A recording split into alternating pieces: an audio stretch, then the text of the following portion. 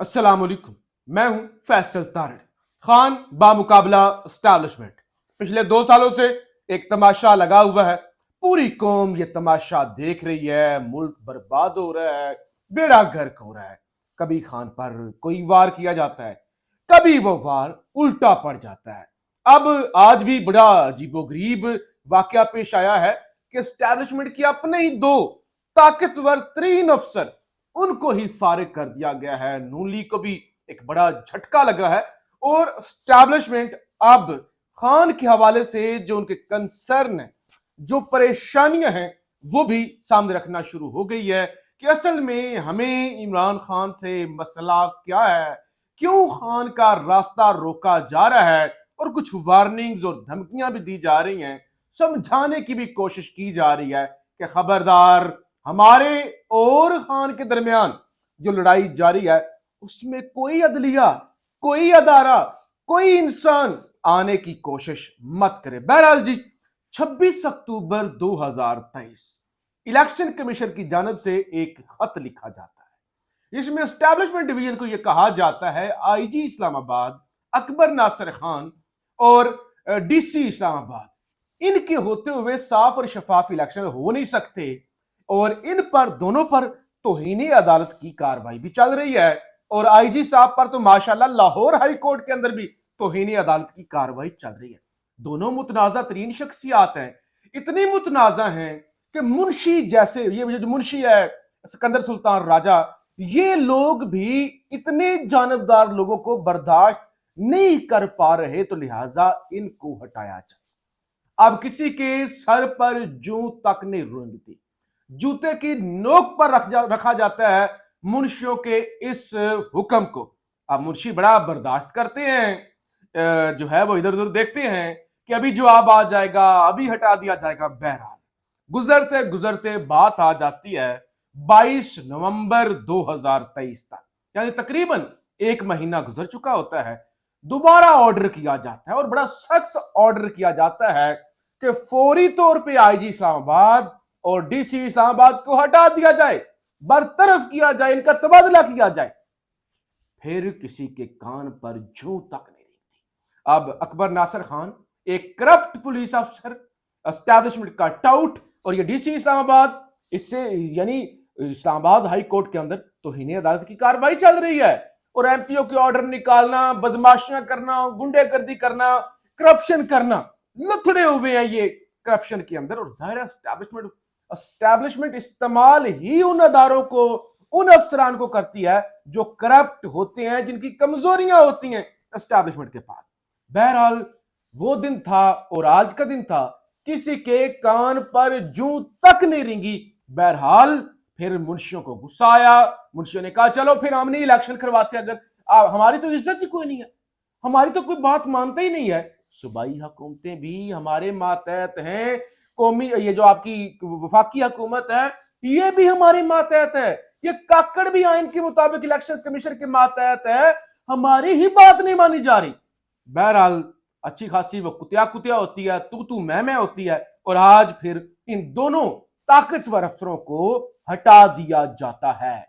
यानी डीसी इस्लामाबाद भी हट गए और आईजी इस्लामाबाद अकबर नासिर का भी तबादला कर दिया जाता है, इनको हटा दिया जाता है।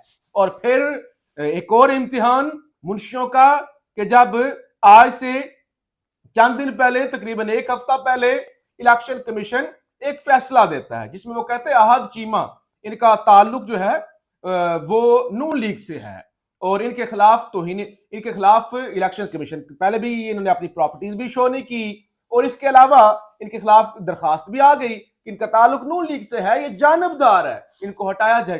इलेक्शन कमीशन फिर फैसला देता है कि इनको ओहदे से हटाया जाए, इनका ताल्लुक नून लीग से है, लिहाजा ये पिछली हुकूमत में थे, ये इंतखाबात पर असरअंदाज होंगे।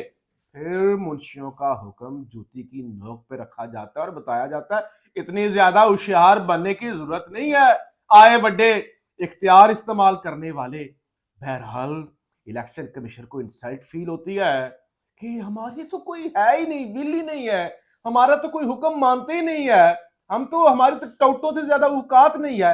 इलेक्शन कमीशन फिर एक कार्रवाई करता है वो कहता है कि 26 दिसंबर 2023 यानी कल के दिन हम वफाकी हुकूमत के खिलाफ तौहीने इलेक्शन कमीशन की कार्रवाई करेंगे, उसका आगाज करेंगे।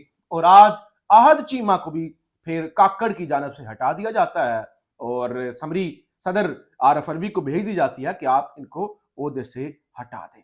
ये तो हो गई एक चीज। और इससे पहले जितनी औकात है ना, जितनी एक औकात है इलेक्शन कमीशन की, वो भी कौम को पता लग गया कि अपने सूबाई इलेक्शन कमीशन अपने आरओज खत धड़ाधड़ लिख रही हैं कि हमारी को नहीं मानी जा रही।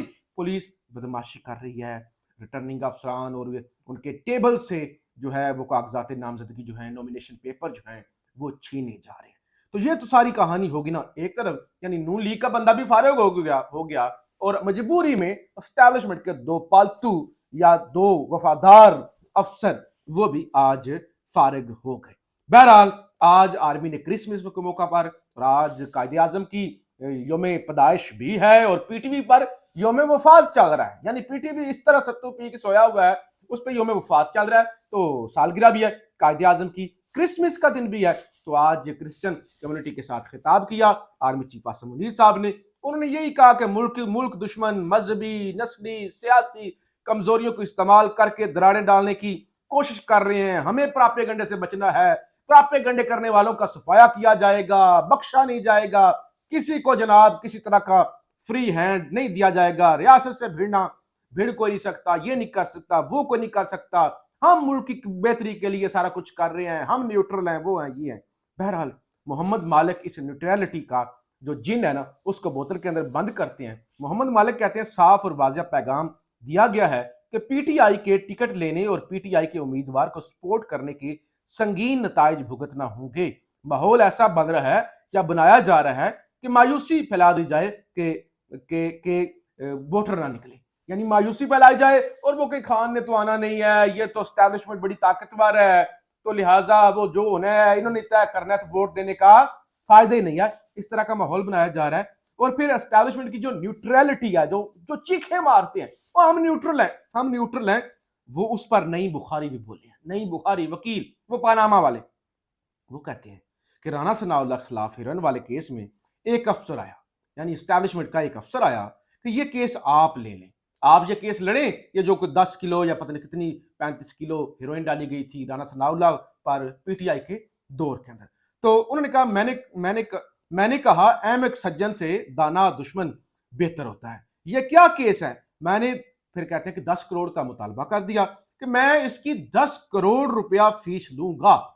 फिर कहते हैं कि एक शादी के अंदर मुझे जनरल कमर जावेद बाजवा मिले और उन्होंने मुझे कहा कि बुखारी साहब आप एक केस का 10 करोड़ मांगती हैं। यानी ये साफ हो गया कि राणा सनाउल्लाह पर जो केस बना था, जो अपना वो बुग़्ज़े इमरान के अंदर वो सारा पीटीआई पे डाल रहे हैं, वो जनरल कमर जावेद बाजवा ने बनाया था, एस्टैब्लिशमेंट ने बनाया था। तो उन्होंने कहते हैं कमर बाजवा ने मुझे कहा कि आप 10 करोड़ मांगते हैं। कहते हैं मैंने मुस्कुरा के जवाब दिया कि जब केस बनता ना हो, कि जब ना केस बनता हो, जाली केस हो, तो फिर मैं ज्यादा ही फीस मांगता हूं। बुखारी साहब ने कहा कि मुझे पता था 10 करोड़ ये नहीं देंगे और मैं इस तरह का कोई केस लेना नहीं चाहता था। बहरहाल पीटीआई ने बल्ले के निशान की वापसी के लिए पिटीशन तैयार कर लिया है। कल ही वो पेशावर हाई कोर्ट में दायर की जाएगी और कोशिश यही है कि कल ही उस पर समाअत भी हो जाए। बल्ले के निशान के हवाले से जो कल उम्मीद है पीटीआई को समाअत के लिए मुकर्रर हो जाएगी दरखास्त और बल्ले का निशान पीटीआई को वापस पेशावर हाई कोर्ट से मिल भी जाएगा। आप दो चीजें सुन लें, एक तो कागजात नामजदगी जमा हो गए और उसके बाद अब तायद कुनिंदा और वो क्या होता है तायद कुनिंदा तजवीज़ कुनिंदा उन्होंने तस्दीक करनी है और फिर सारे जो उम्मीदवार हैं ज़ाहिर है कि चलना है।